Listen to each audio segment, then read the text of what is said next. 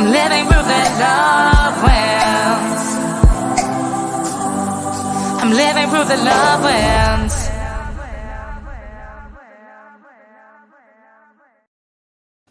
Hello, good evening, good morning, good night, wherever you are in the world, and welcome back to another episode of Reconnect with your teenager, with yours truly, Emma G. If you are new to this podcast, I am a youth empowerment through songwriting coach, helping parents reconnect with their teenagers and teenagers reconnect with themselves by using the lens of music and songwriting. Now, I'm very aware that that is not the most conventional way of youth development. So I thought, what better way to build the empire of unconventional youth work than by interviewing wonderful humans like today's guest, Jessyka Coulter, all the way from the Midwest for now. You're in Kansas. Jessyka Coulter is the CEO and founder of Ace Cookie Tutoring. How are you today, my love? Hey, Emma, good to be here. It's fun to talk again. It's been a while. I know. The last time we had a conversation, you were running like a marathon sprint of interviews with other youth workers in your world. But that was, gosh, I think over a year ago now. Tell me what's going on in your life now. Are you still running podcasts? Of course, yeah. Because the event you're talking about, was a live event where lots of speakers over a short amount of time for short interviews. And I definitely still am hosting summits and other live events like that. It's a lot of fun, actually. Just finished one a couple days ago. That's awesome. So tell me a little bit more about Ace Cookie Tutoring. What is that? How did this become a thing? Definitely. A lot of people, when they hear that, they think, okay, she works with people to help them make cookies. And it's like, no, that's not what it is.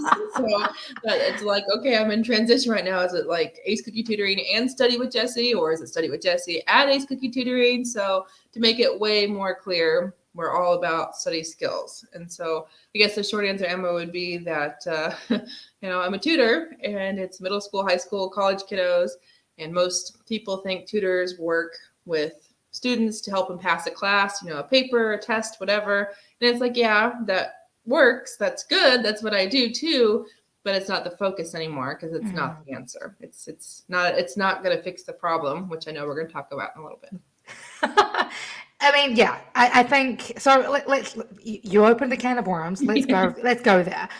There are a number of holes that have been evidenced in the education field, specifically as a result of the pandemic.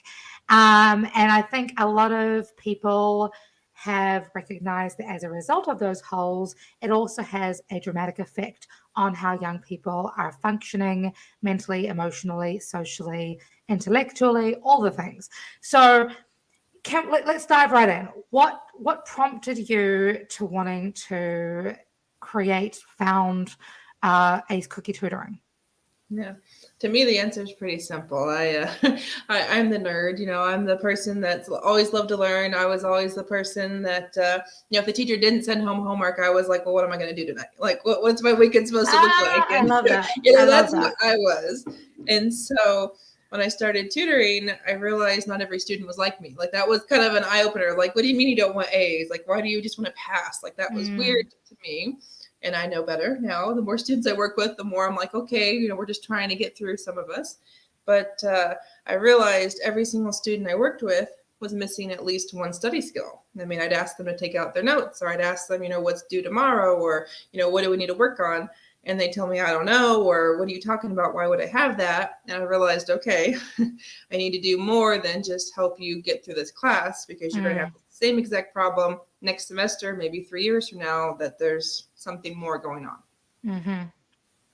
So when you're talking about like the goals of students, every student is different. Every student is built different. Every student has different goals. They also have different learning styles. And one of the things that you indicate on your website is the fact that traditional schools often offer a one-size-fits-all curriculum that doesn't meet every student's personal learning needs. So when it comes to tutoring, how do you help young people feel validated during their learning processes?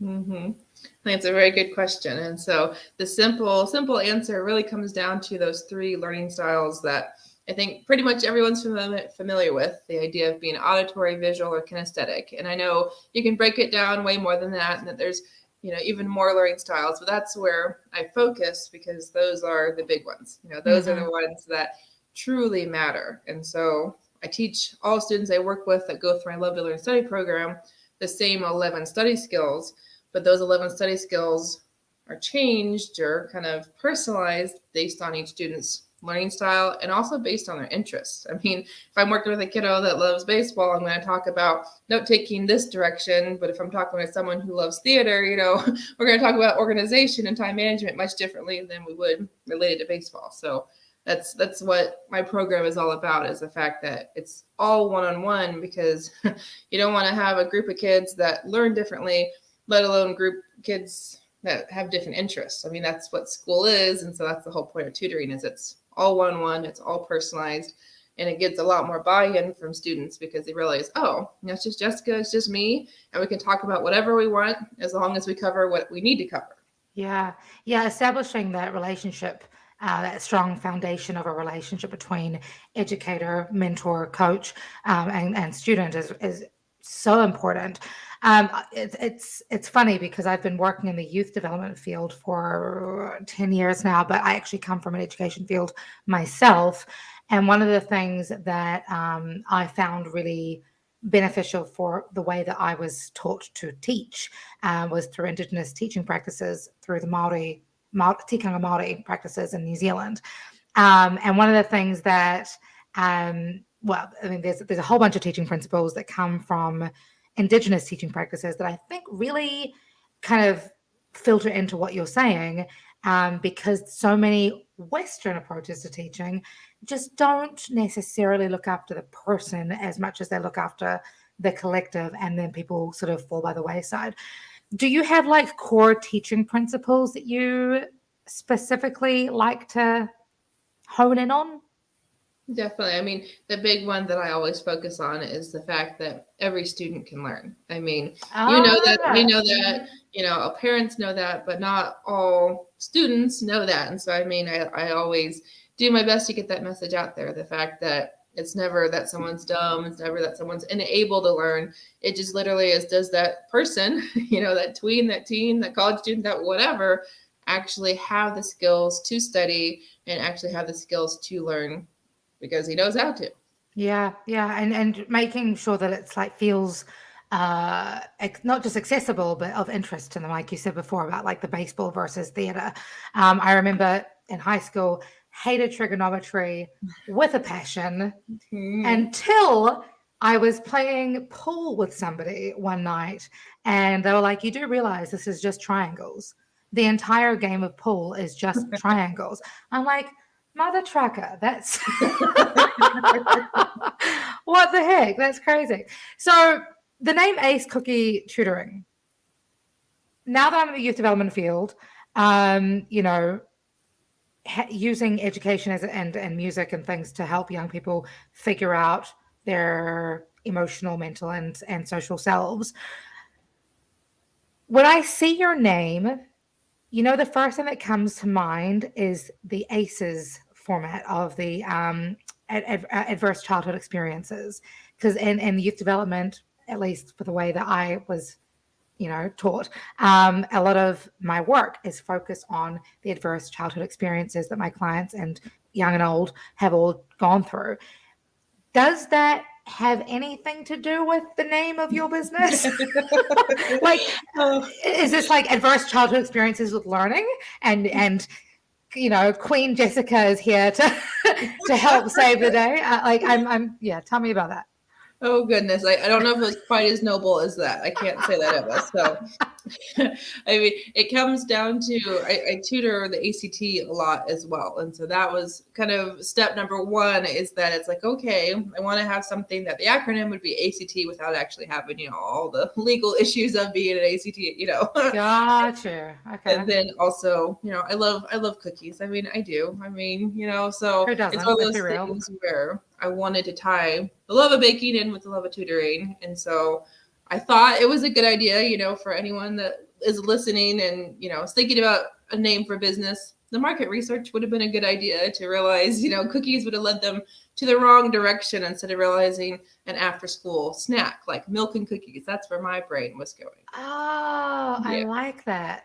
So the play on the words. I like that. It's funny. My fiance's business is Krav Maga CDK, confidence during chaos, because he said CDC was taken. So Google searches are important.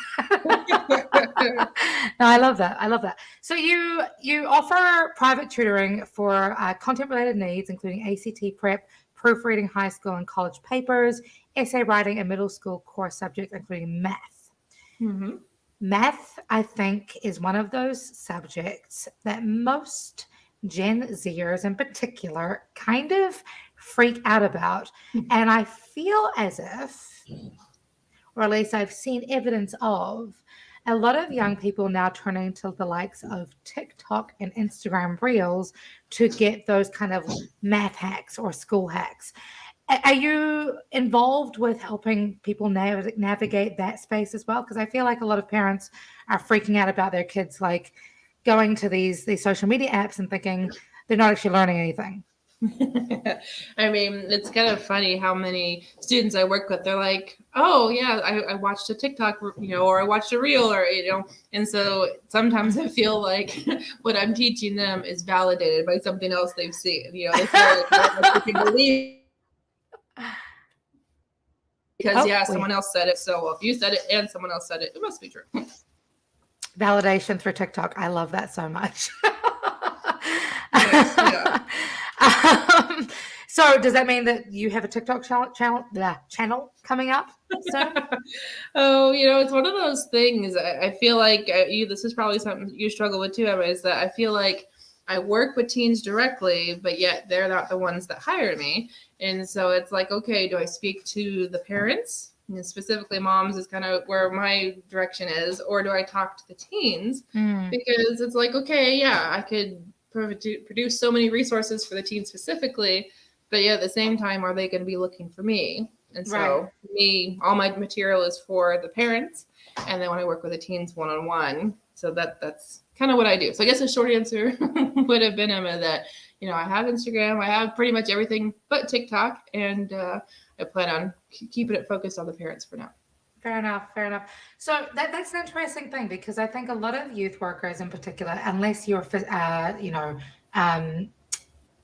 franchising out or not franchising out, unless you're getting hired by organizations or community centers or schools directly, it can be a really daunting area to try and figure out how to get in front of your key demographic, because your sweet spot, just like mine, is with the teenagers, not so much necessarily with the parents, right? Exactly. So how do you balance that or find that balance between, Jessyka with the parents and Jessyka with the coaching of the teenagers? Definitely. I mean, part of it feels like that's almost like a business lesson right there, I think about, when I started, it's like, okay, what would I really have liked to know in August of 2019 when Ace Cookie Tutoring, left the ground? So, I mean, it comes down to messaging. I mean, that's like the shortest answer I can give you, Emma, is that knowing, okay, if I say, your teen or your child, okay, obviously I'm speaking to parents, I'm speaking to educators, guardians. Whereas I used to say, you need to do this, or, things for you. And it's like, oh, there's just a slight difference there, but it calls to a totally different audience. Yeah. So you've been around since 2019. That's when Ace Cookie Tutoring existed, but I've been tutoring for a lot longer than that. So, of course you have. Yeah. But run me through that, because 2019, life looked normal. Life is now not so normal still. and there's obvious arguments that normal was broken in many ways, but how did you find the pandemic affected the way that students were showing up for themselves, and your work with the students, especially in that socially distanced, which is a completely ridiculous term, I think, but physically distanced space? Yeah, a lot of people are really surprised when I tell them that I wasn't crazy busy during the pandemic, because the thing that really impacted my business was the fact that schools either were open or they weren't, or if they were open, it was kind of a joke. I mean, there were so many students that even locally, the schools told them they didn't have to go back. It was a matter of, especially at the high school where I'm at, here I'm in Kansas, they were told, the students were like, if you have an A or a B, you're done. Like, you only have to come back and show up if you want to. But for anyone that didn't have that A or B, well, then, yeah, you have to come back and do classes for, that last quarter of the year.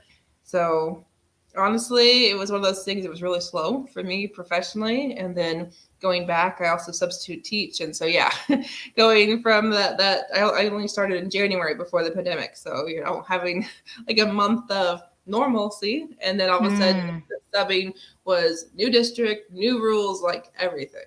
So Right. When you established Ace Cookie Tutoring, because one of the things you mentioned very early on in this conversation was that this whole thing kind of came about because you are a nerd, I think was the term you used. Yep, for sure. I consider myself a nerd, just BT dubs, but I love education.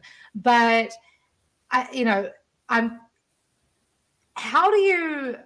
what's my question?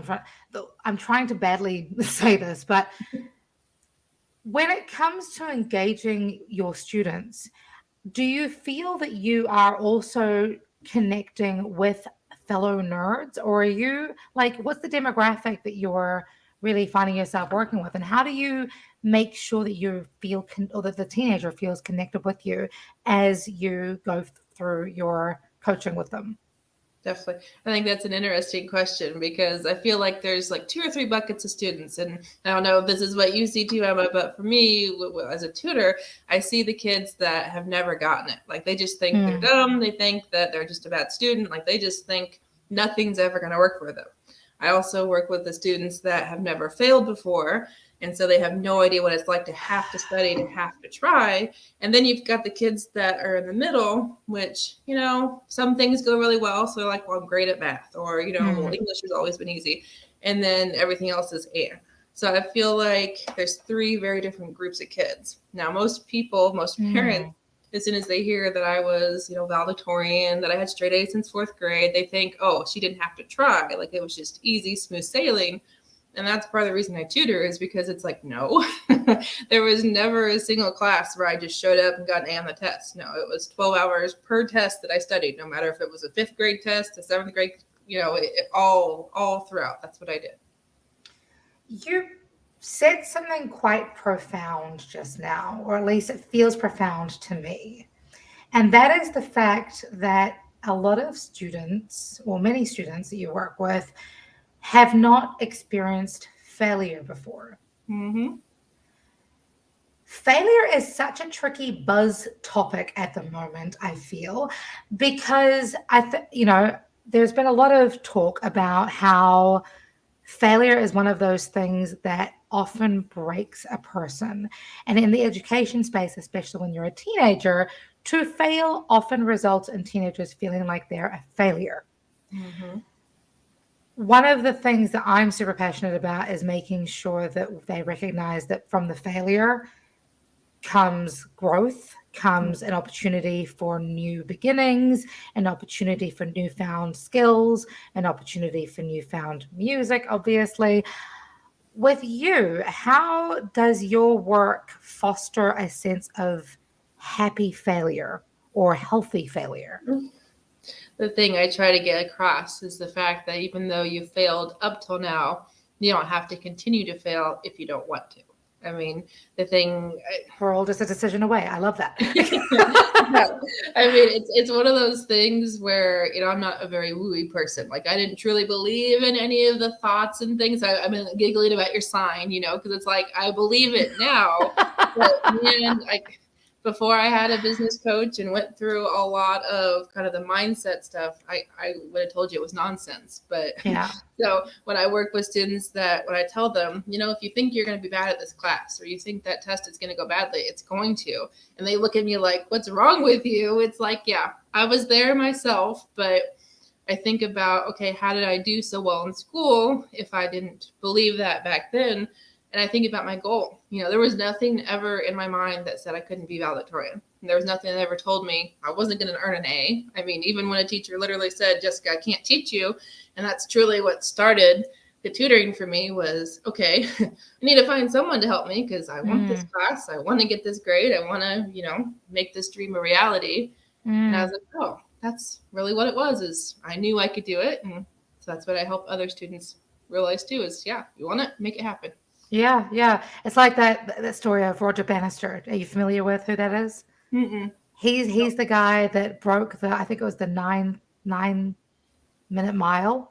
Yeah, he, for years people were like, there's no way that you can beat this record time. And but he'd never heard that it couldn't be done. Yep. So in his mind, he was like, well, I'm just gonna do this thing. And everyone's like, oh, okay. So now he's, he killed the record, and then people after him killed the record. And it really, I mean, yes, it may feel a little bit woo-woo to some people, but I truly believe our life is what our thoughts make it, which is why I'm so big on songwriting and music. The repeated thoughts create your reality.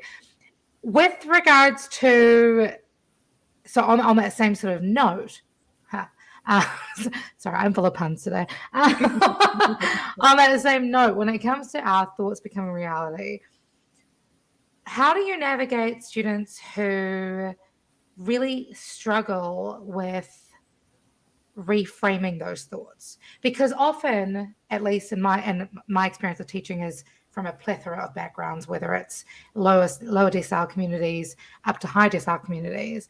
But a lot of the students that I've taught previously have, they come from communities that deduce them to boxes. They come from communities and families and histories and genealogies that really tell them, this is who you are, this is who you're going to be, this is how you're going to grow up. But I believe that it's really possible to break that generational belief system. So specifically with education and learning, are there specific techniques that you utilize in the classroom when working with those varieties of student?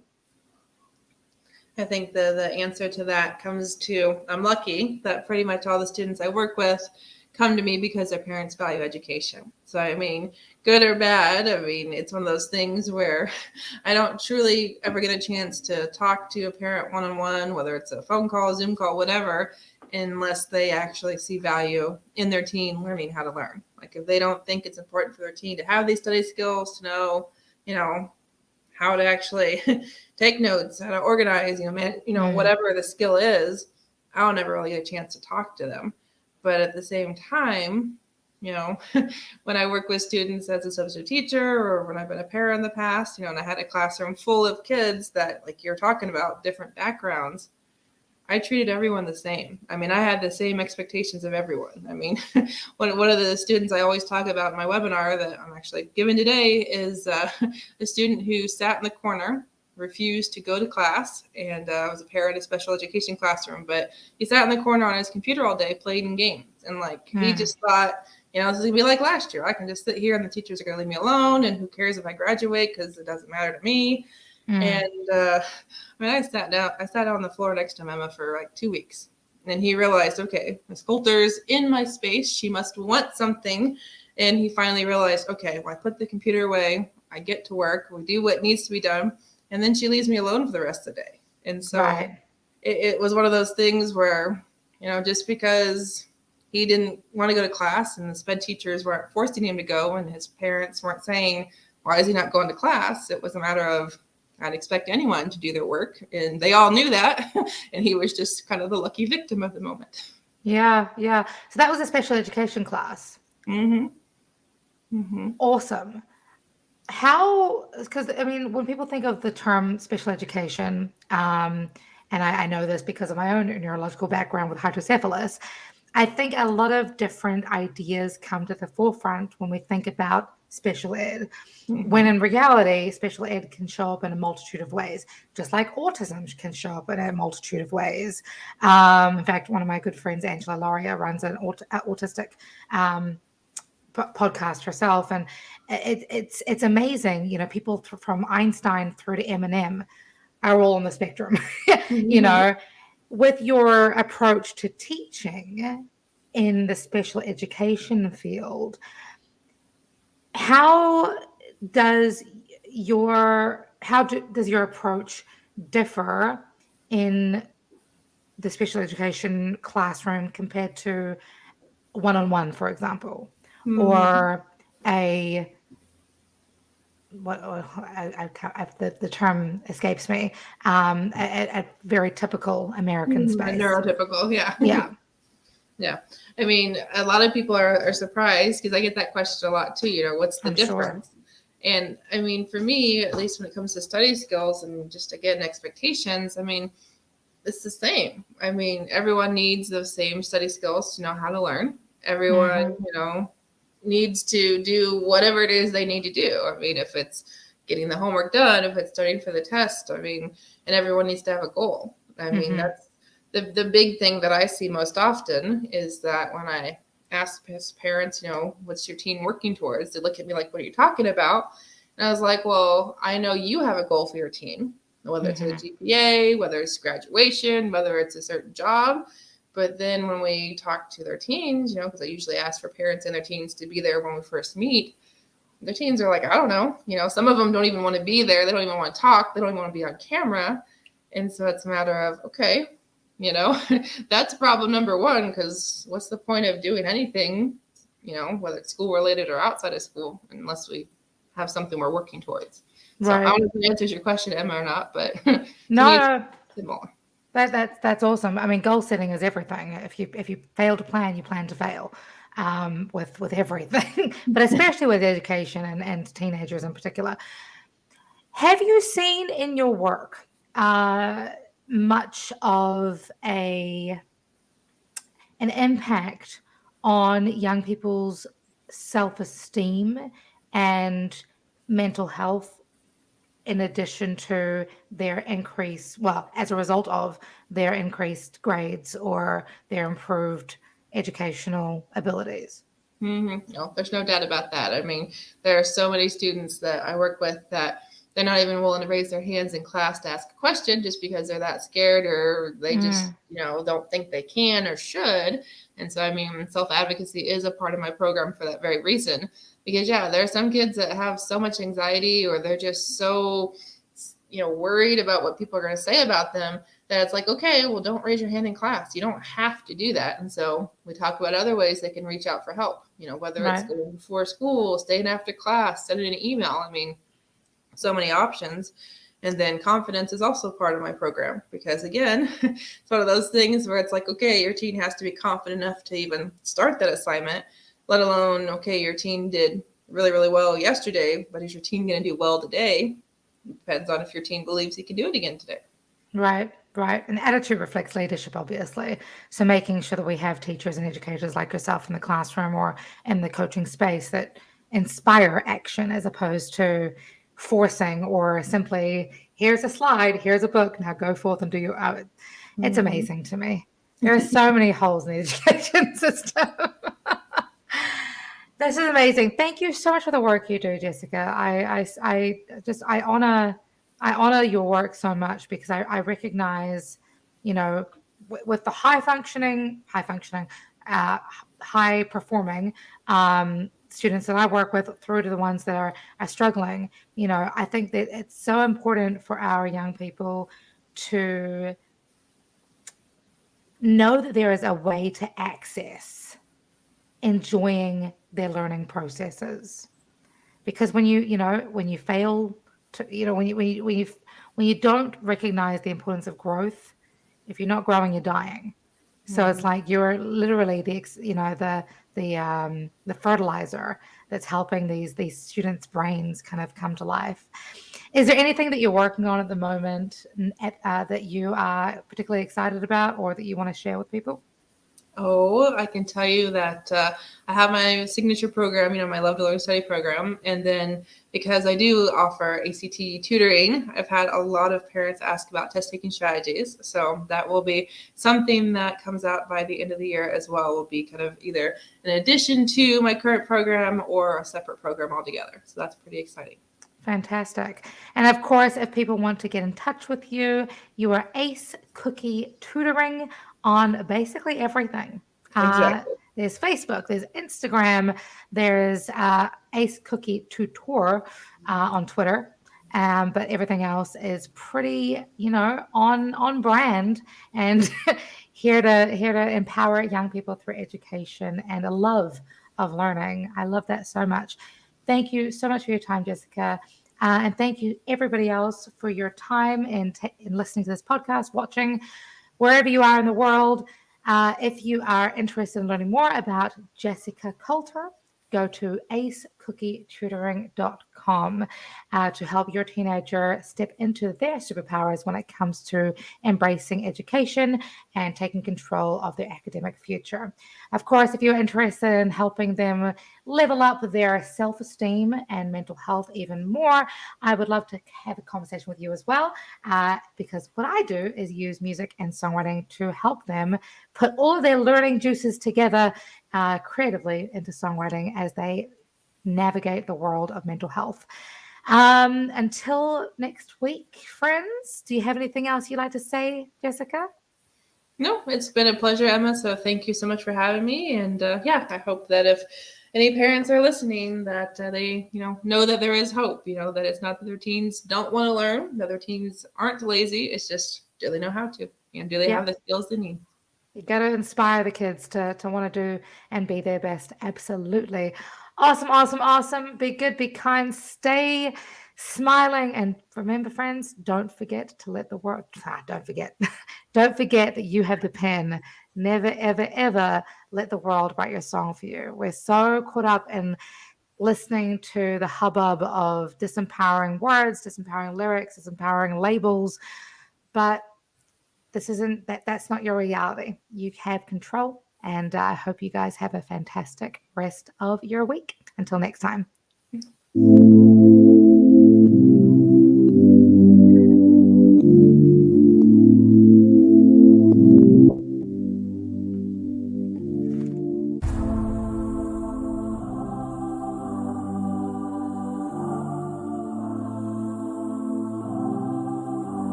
Breaking in my headspace, I'm trying to get my feelings straight. I go with all my mistakes, I turn water to wine, so hard to stay sober. I'm damaged and I'm love stoned, so hard to remain in control. Rewriting what I thought I know, and I'm drinking it in, but the lesson ain't over. And I can almost pinpoint where we went wrong. I'm not about the sad songs, the foundation said I'm good to go. No matter what comes my way, I'll be smiling every step I take. I'm a legend, make no mistake, that I'm living proof that love wins. No matter what the future holds, I'm here and I'm not letting go. I'm a legend, baby, you should know that I'm living proof that love wins. Living proof that love wins. It's strange who I used to be, but I'm not going down quietly. I know I create my destiny. When it's bright as life, the evergreen knows it. I left behind the what if, I broke up with the negative. I'm flirting with abundance, and I'm drinking it in. My purpose is magic. I can almost pinpoint where my love began. I'm so glad that I know who I am, 'cause I'm the woman, I'm not the man. Whoa. No matter what comes my way, I'll be laughing every step I take. I'm a legend, make no mistake, I'm living proof that love wins.